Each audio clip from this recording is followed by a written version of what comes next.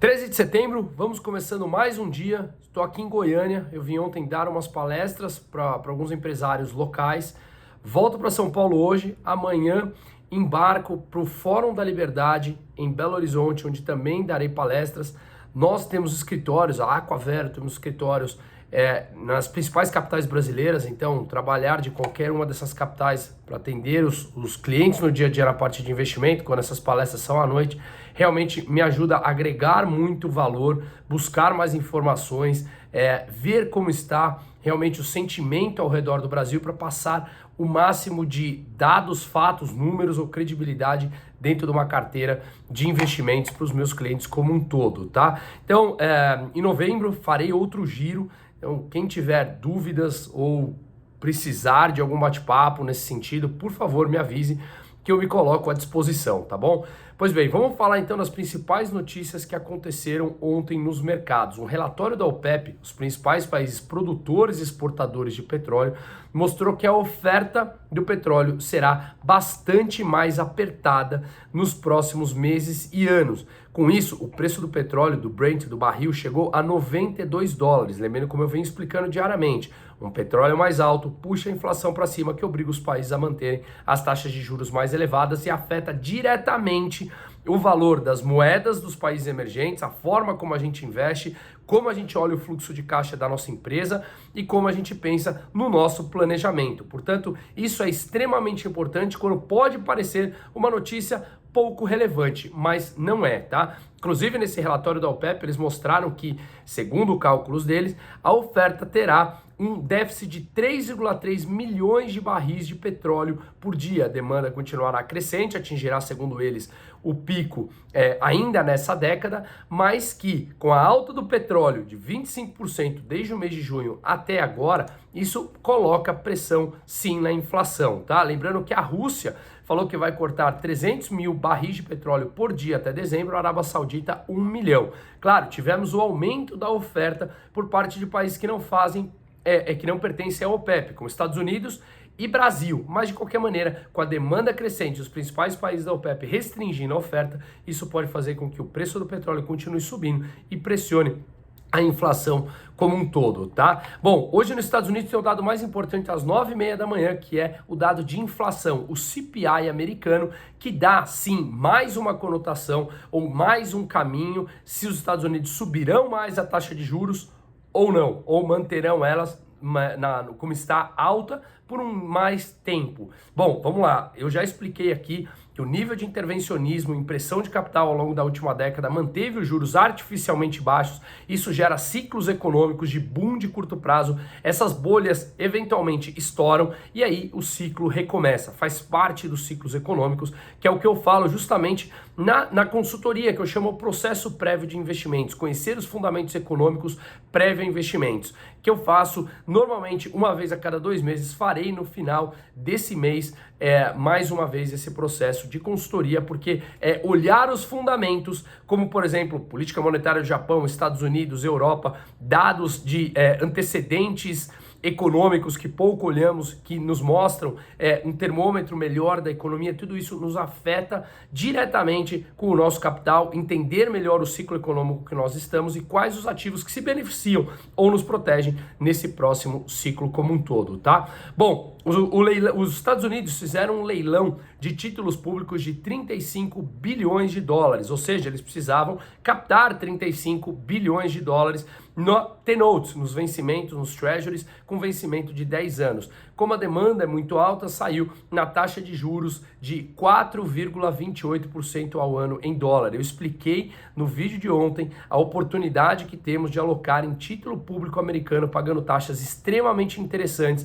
e que esses títulos se valorizam quando a taxa de juros futura passa a cair. É algo que a gente entra muito no detalhe nessa consultoria. Então a gente pode ter sim, tirar vantagem sim de títulos de renda fixa, que muitas vezes pode se valorizar mais do que uma ação. Então vale a pena entender, até porque eu também postei um gráfico ontem explicando o prêmio da Bolsa Americana parece estar menor do que os títulos públicos americanos quando tem pagado taxas extremamente interessantes. O título de 2 anos, por exemplo, com vencimento de 2 anos, paga 5% ao ano em dólar, um pouco acima disso. Então, são oportunidades em que, ao compreender o ciclo econômico, a gente consegue ter mais direcionamento do nosso capital como um todo, tá? Lembrando que os Estados Unidos tem que fazer rolagem da sua dívida esse ano no montante bastante alto, e isso obviamente faz com que eles tenham que emitir novas dívidas e essas dívidas saiam uma taxa de juros e a gente pode acabar se beneficiando dela ou até mesmo no mercado secundário, tá? Bom, estamos à véspera da decisão de política monetária do Banco Central Europeu.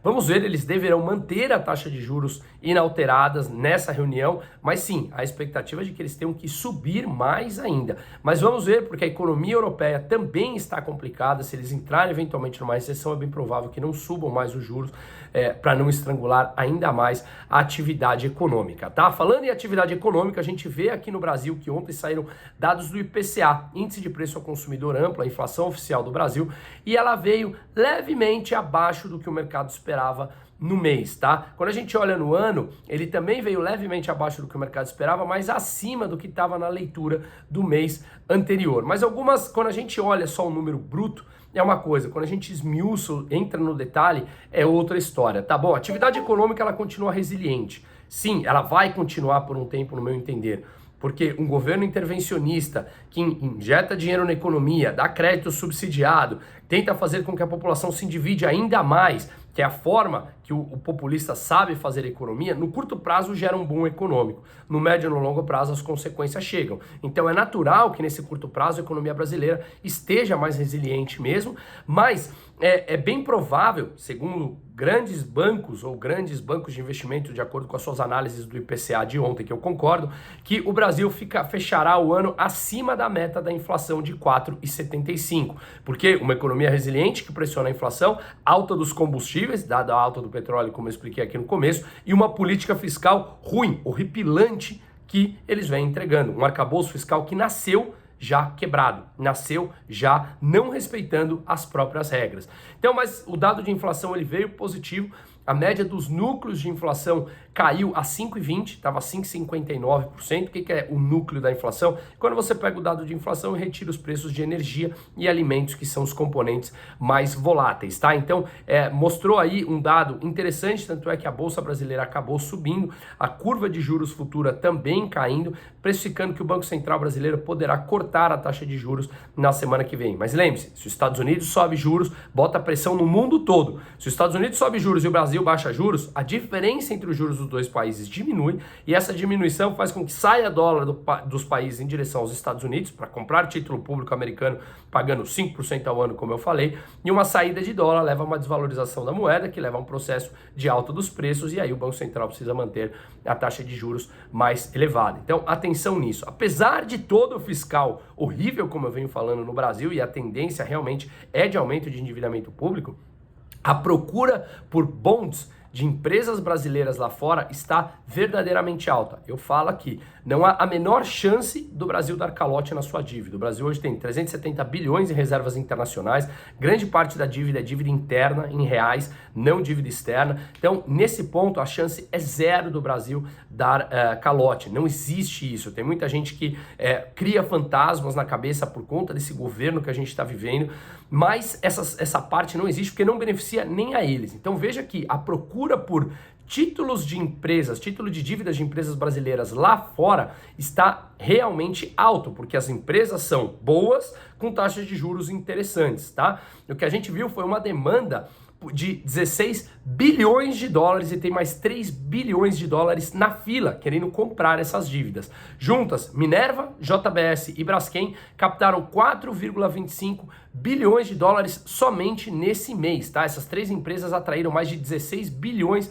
de dólares em ordens, como eu falei. Então, de novo, dolarizando uma parte do seu patrimônio, não precisa ser apenas título público, você pega empresas de ponta brasileira, tem atraído através de juros extremamente interessantes em dólar, e quando esses juros futuros nos Estados Unidos cai, esses títulos se valorizam. Então, atenção a isso, que é o que eu falo para o meu cliente, a gente tem parceria com a Avenue e com o próprio BTG, que é nosso sócio, que tem 49% das ações da empresa na qual eu sou sócio, a Aquavero Investimentos, tá? E só para falar mais um pouquinho, na crise no varejo brasileiro, a Via muda de nome, vai mudar, voltar a ser Casas Bahia novamente, inclusive dia 20 agora de setembro vai mudar o ticker dela na bolsa, BHIA, né? Acho que é isso, BHIA3. E basicamente eles têm feito uma oferta de ações que pode chegar até 3 bilhões de reais e mesmo assim tem bastante gringo interessado em estar na empresa que está com as ações valendo centavos.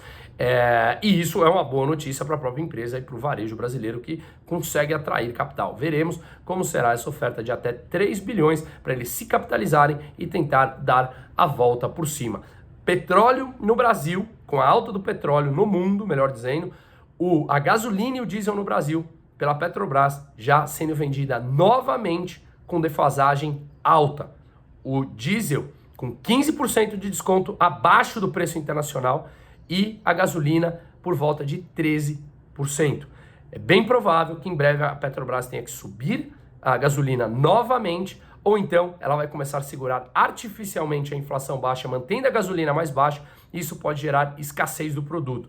Porque se a gente vende o produto abaixo do preço internacional, você tem um desincentivo aos importadores, e o Brasil não é autossuficiente no consumo nem no refino, então precisa importar.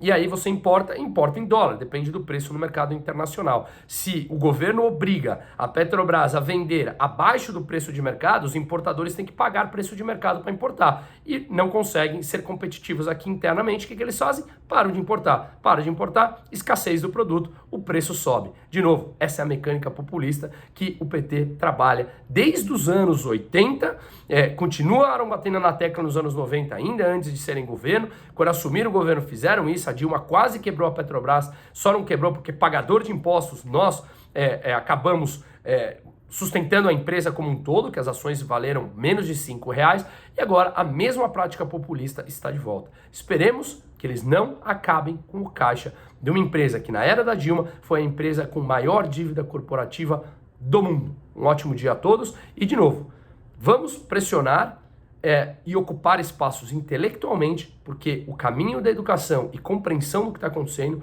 é o único, no meu entender, que a gente consegue frear o populismo econômico. Estamos longe de países como Venezuela e Argentina, e eu sou da turma que não acho que o Brasil chega nesse nível.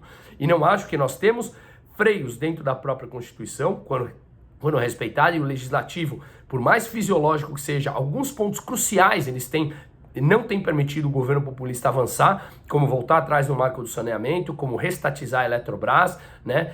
Como não ter uma regra fiscal, que era o que o Lula gostaria, né? Não aprendeu nada ao longo do tempo, mas de qualquer maneira, eu acho que a gente tem importantes pesos que não permitem que nós caminhemos em direção à Argentina com hiperinflação novamente, tá? Não acho. Mas vale uma atenção, e quanto mais as pessoas se educarem, quanto mais entendermos o processo econômico, menor a chance disso acontecer. E é justamente onde eu entro, que está disponível lá no brunomusa.com.br, que eu chamo desse processo prévio investimentos, para nós conseguirmos cada vez mais ir debatendo com mais pessoas, né? E esse debate ele ser espalhado e cada vez nós compreendermos, debatermos ideias iguais, ideias diferentes, não importa, mas partirmos para o debate. E o que querem fazer é calar o debate, para que uma ideia só propague. E a gente precisa entender o mecanismo econômico para saber que um único caminho que já foi feito com as mesmas pessoas foi um insucesso.